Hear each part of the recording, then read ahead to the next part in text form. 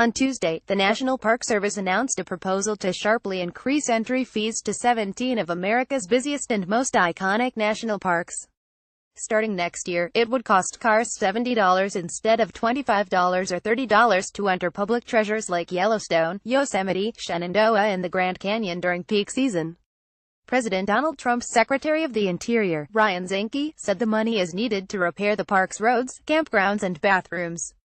The infrastructure of our national parks is aging and in need of renovation and restoration, Zinke said, adding that higher fees will help ensure that the parks are protected and preserved in perpetuity and that visitors enjoy a world-class experience that mirrors the amazing destinations they are visiting.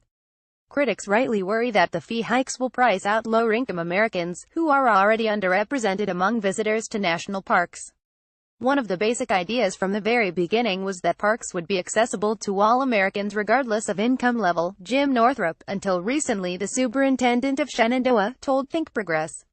Americans already own these parks, and they shouldn't have to empty their wallets to enjoy them, said Sen.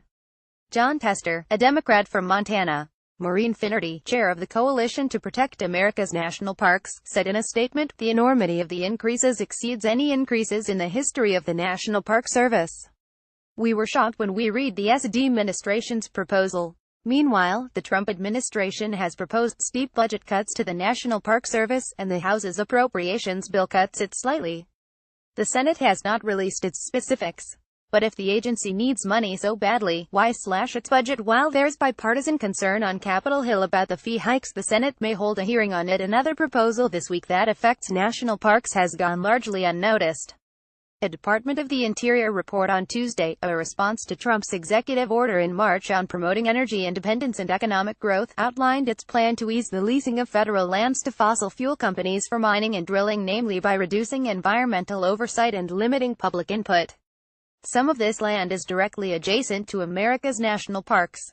As Nicholas Lund, a senior manager at the National Parks Conservation Association (NPCA), told me, "What happens next to a park impacts a park." So Zinke is not only trying to make national parks more expensive to access, he's also threatening to degrade the quality of some of those parks and of the visitor's experience, the cost of which has more than doubled. Imagine dropping $70 to enter a public land, only to reach an overlook and see a magnificent valley of rigs and pumps. You hear the cacophony of industrial equipment. You take a deep breath, a whiff of oil. Generally speaking, the federal government is not allowed to lease national park land for oil and gas development. But fossil fuel development doesn't have to happen inside a national park for the national park to be affected. In 2002, an oil well in Tennessee exploded, sending thousands of barrels of crude flowing into tributaries of the Obed Wild and Scenic River, part of the national park system. The fire from the blowout burned oil-soaked vegetation, trees and soils and caused underlying rock to fracture, according to Interior. Spilled oil continued to seep from the creek bank into Clear Creek for 5 years after the incident. Big accidents aren't the only problem. It's about the degradation of your experience in the park, Lund said, noting how things can change when a relatively untouched place becomes semi-industrialized. There are sound impacts, light impacts, it can affect wildlife movement inside and outside of the park. And with the Trump administration trying to rescind clean air regulations on oil and gas development, Lund said, air quality is certainly a problem. Of the 17 national parks slated for fee hikes, 3 are particularly vulnerable to increased oil and gas leasing on their borders: Arches, Canyonlands, and Zion. All 3 are in Utah and are surrounded by what are known in the energy sector as hot plays, areas that could be particularly lucrative for development. These lands were vulnerable before the Interior's Tuesday report, because the Bureau of Land Management, which is within Interior, has been far more aggressive about leasing public lands to oil and gas companies than previous administrations were. Whereas the Obama administration rarely held lease sales, Zinke is making sure BLM holds them quarterly. Zinke is also accelerating the approval process, aiming to give companies their permits within 30 days, down from the 257-day average under Obama.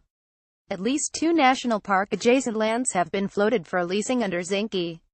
As part of its September lease sale, BLM proposed several parcels near Zion National Park, where oil and gas development is rare. The parcels, according to NPCA, bracket a road which receives intensive use during summer months, when many tourists use it to access the upper plateaus of Zion National Park. The agency has also proposed leasing land next to Utah's Dinosaur National Park. Both lease proposals faced significant opposition from conservationists and the public, and were ultimately deferred. But Zinke, following Trump's order, now plans to reduce public input in these lease decisions specifically by killing an Obama-era program called Master Leasing Plans, a form of conflict resolution for drilling operations near national parks and other sensitive recreational and cultural areas. NMLP brings together various stakeholders, representatives of the tourist, recreation, and oil and gas sectors to ensure that leases don't, say, cut through bike paths, disrupt the natural soundscape, or interrupt breathtaking views. But BLM expects to rescind the program by the first quarter of the 2018 fiscal year, according to Interior's report. The agenda outlined in the agency's reports will almost certainly bring unrestrained industrial energy development to the lands and waters at the doorsteps of America's national parks, said Mark Wenzler, the NPCA's senior vice president for conservation programs, in a statement. Indeed, though the leases near Zion and Dinosaur were deferred, both parcels could come up again for consideration. Any hot play near a national park could. Increased oil and gas development will not impact every national park facing a fee hike, but other Zinke policies might. In June, he proposed privatizing campgrounds in national parks. As the secretary, I don't want to be in the business of running campgrounds, he said in a speech to the recreation vehicle industry. My folks will never be as good as you are. Indeed, Zinke has indicated a willingness to turn many park services over to private corporations, making public lands just a little less public. According to Zinke, the goal in leasing more public land and privatizing services is to raise revenue for the federal government. And yet, the administration claims that these money-generating measures still aren't enough, that Americans must pony up even more for parks that are becoming less public and less pretty. It's a classic Trump scam: make us pay more for something of lower quality, then tell us we're getting a great deal. View archive.